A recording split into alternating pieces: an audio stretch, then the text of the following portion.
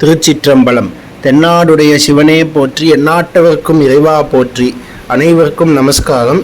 இன்னைக்கு ஜனவரி மாதம் 5ஆம் தேதி, மார்கழி மாதம் திருவாதிரை நட்சத்திரத்துக்கான பிரம்மோற்சவம் நேற்றைய தினம் 4வது ஜனவரியானது கொடியேற்றத்துடன் சிதம்பரத்தில் ஸ்ரீ சிவகாமசுந்தரி அம்பா சமேத ஸ்ரீ ஆனந்த நடராஜ பெருமானுக்கு கொடியேற்றத்துடன் விழாவானது தொடங்கி வருகிற ஜனவரி மாதம் 12ஆம் தேதி ஞாயிற்றுக்கிழமை கார்த்தால விசேஷமான மிதுன லக்னத்தில் சுவாமியும் அம்பாளும் ரதாரோகணம் கண்டருளி ரதா வீதி உலாவும் அதன் பின்பு இரவு ராஜசபையான ஆயிரங்கால் மண்டபத்திற்கு எழுந்தருளி ஏககால லக்ஷார்ச்சனையும் மகா அபிஷேகமும் இரவு முழுவதும் மகா அபிஷேகமும் மறுநாள் ஜனவரி 13ஆம் தேதி போகி திருநன்னாள், மார்கழி மாதம் கடை திருநாள் சோமவாரம் போகி திருநன்னாள் அன்றைக்கு விடியற் காத்தால அபிஷேகம் முடிஞ்சு அன்றைக்கு மத்தியானத்துக்கு மேல் சித்சபா பிரவேசம்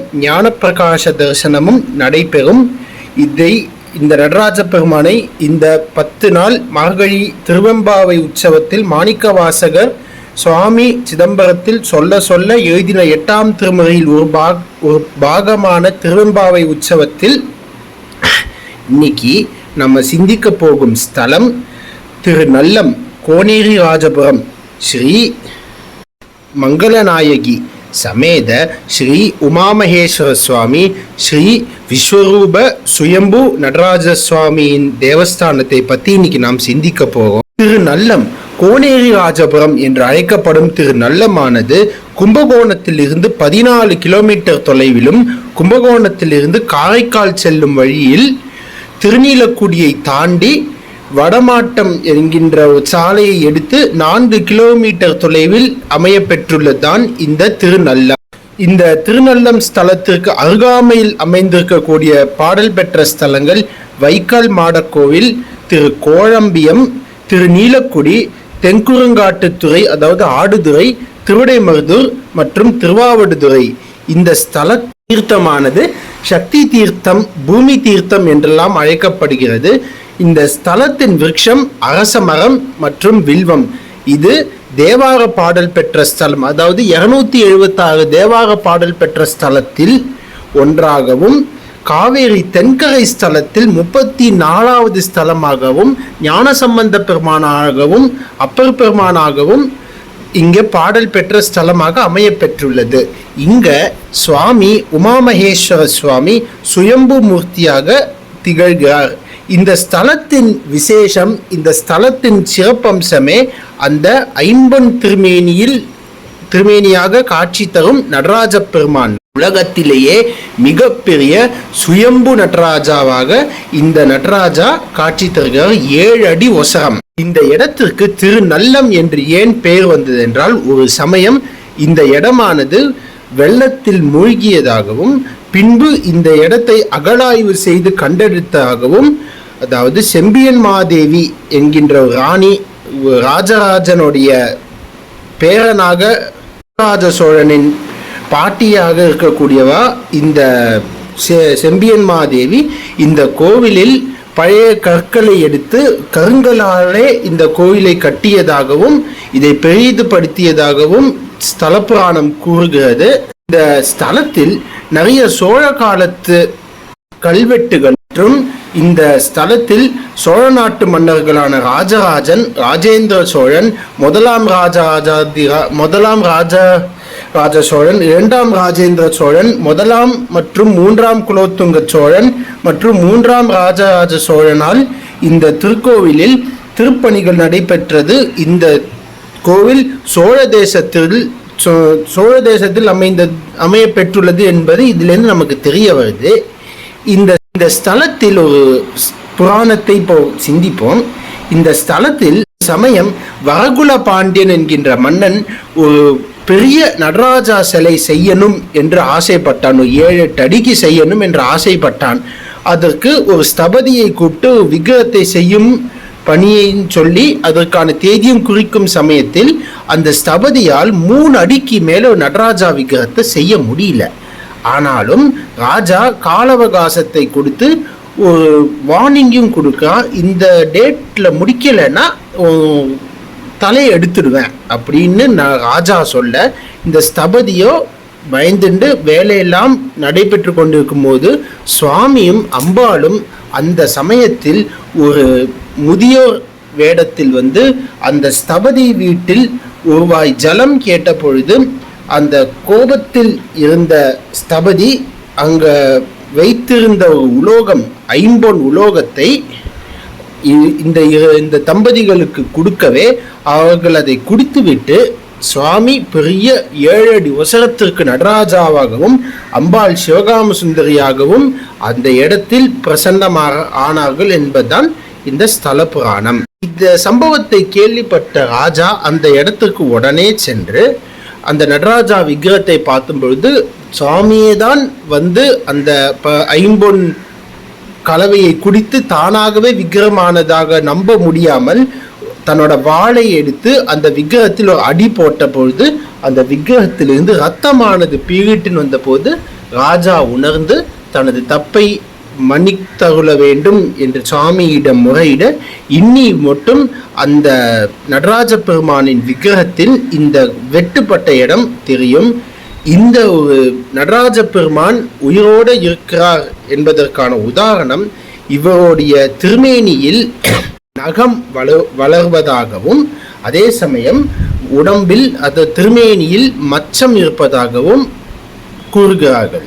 இந்த ஸ்தலத்தில் மற்றொரு புராணம், அதாவது புரூரவஸ் என்கின்ற ராஜா தனது நோயை தீர்ப்பதற்காக இந்த சுவாமியை நாடி வர இந்த ஸ்தலத்தில் இந்த சுவாமி வைத்தியநாத சுவாமி மற்றொரு சன்னதியில் அமைந்திருக்கும் வைத்தியநாத சுவாமியை போய் வேண்டும், அதே சமயம் நோயும் தீர்ந்துவிடும் என்று சுவாமி சொல்ல, அதே போல இந்த ராஜாவின் நோய் தீர அந்த ராஜா அந்த வைத்தியநாத சுவாமிக்கு தங்க விமானத்துடன் ஒரு கோபுரத்தை அமைத்து வைகாசி விசாகத்தில் பிரம்மோற்சவம் நடைபெறுமாறு அந்த ராஜா ஏற்படுத்தினதாகவும் மற்றொரு ஸ்தல புராணம் உண்டு. ஸ்தலத்தில் நந்தி, 16 சித்தர்கள் மற்றும் அஷ்டதிக் பாலகா இந்த சுவாமியை வழிபட்டதாகவும் இந்த ஸ்தலத்தில் இருந்துதான் அகத்திய பெருமானுக்கு சுவாமி தனது திருக்கல்யாண தரிசனத்தை அனுகிரகம் செய்ததாகவும் நலன் தமயந்தி ராஜா நலன் மகாராஜாவும் தனது துணைவியாரான தமயந்தியும்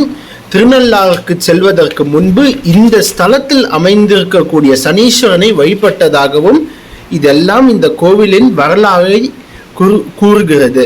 இந்த ஸ்தலத்தில் சுவாமியும் அம்பாளை தவிர விநாயகர், முருகப்பெருமான் வள்ளி தேவசேனாவுடன் மகாலட்சுமி தாயார், 4 பிரம்மலிங்கம், அகஸ்திய லிங்கம் மற்றும் கிரகங்கள் வழிபட்ட லிங்கமும் இந்த கோவிலின் பிராகாரத்தில் நாம் காணலாம். ஸ்தலத்தில் மற்றொரு சிறப்பு, பிரதானமான மண்டபத்தில் 6 விநாயக பெருமானும் சனீஸ்வரர், பைரவர், துர்கை மற்றும் சூரியன், நவகிரகங்கள் அனைவரும் சூரியனை பார்த்தபடி இந்த கோவிலில் பிரதான மண்டபத்தில் காட்சி தருகிறார்.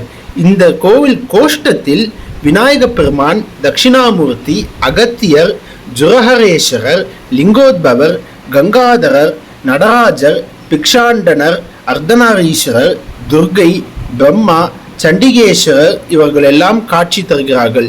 சண்டிகேஸ்வரர் சன்னிதியில் சுந்தர குச்சாம்பிகை சந்நிதியும் அமைய பெற்றுள்ளது. இந்த ஸ்தலத்தில் மற்ற பிரகாரங்களில் ஸ்ரீ அக்னீஸ்வர சுவாமி, ஸ்ரீ சனத்குமாரலிங்கம், ஸ்ரீ செம்பகாரண்யேஸ்வரர், ஸ்ரீ சுந்தரேஸ்வர சுவாமி, பசுபதீஸ்வர சுவாமி, கன்வர்லிங்கம், ஸ்ரீ கைலாசநாதர் மற்றும் பைரவர் இந்த கோஷ்டத்தில் காட்சி தருகிறார்.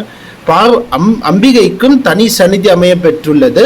இந்த ஸ்தலத்தில் இன்னொரு சிறப்பென்றால் சுவாமியின் சந்நிதிக்கு அருகாமையில் கல்யாண சுந்தரருக்கும் பார்வதி தேவிக்கும் ஒரு சந்நிதி, அதாவது கல்யாண கோலத்தில் அமைய பெற்றுள்ளது. இந்த கல்யாண சுந்தரர் பக்கத்தில் மகாவிஷ்ணு தனது தங்கையை கன்னிகாதான செய்வது போல் அமைய பெற்றுள்ளது. இந்த ஸ்தலத்தில் மற்றொரு பெருமை என்றால் பூர்வ ஜென்ம புண்ணியம் இருந்தால்தான் இந்த ஸ்தலத்தை அடைய முடியும் என்பது சான்றோர் பெருமக்களின் வாக்கு. அது ஏன் அப்படின்னால் இந்த ஒரு ஸ்தலத்தில் ஒரே சந்நிதியில் 6 முருகப்பெருமானை காணலாம். அதே சமயம் இங்கே பிரதோஷ காலத்தில் சுவாமியை வழிபடுவது பல மடங்கு ஆபத்தை பக்தர்களுக்கு சுவாமி வாரி வழங்குகிறார் என்பது ஐதீகம். திருக்கோவிலில் லிங்கோத்பவ சந்நிதியில் பிரம்மாவும் விஷ்ணுவும் அந்த கதையை பறைசாற்றும் விதமாக பிரம்மா அன்னபக்ஷியாகவும் பெருமாள் வராகனாகவும் அடிமுடியை காண்கும் ஒரு அமைப்பை இந்த திருக்கோவிலில் 3 மும்மூர்த்திகளையும் ஒரே நிலையில் காணலாம். நடுவில் லிங்கோத்பவரும், இடது பக்கம் பிரம்மாவும், வலது பக்கம் மகாவிஷ்ணுவும் காணலாம்.